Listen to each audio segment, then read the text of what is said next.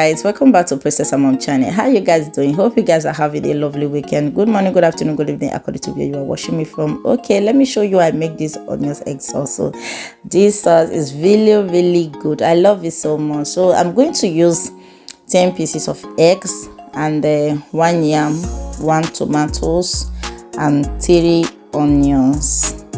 So I'm going to use dry pepper from it. So I'm going to use dry pepper because I would have preferred to use a fresh pepper, but I don't have. I decided to use a dry pepper and the 1 paprika, but I'm going to make use of half of it.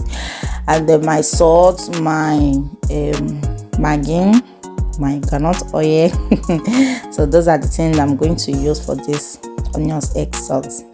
Please guys, if you are not yet subscribed to Princess Mom channel, kindly do go and subscribe, and also press the notification bell so that you'll be notified in any time I upload a new video. If you see this video helpful to you, please like the video, share it and if you have anything to say about the video, drop it at the comment section. I'll be there to answer you. Okay guys, let me leave you guys to watch this video to the end and see the end of this video. Okay guys, bye.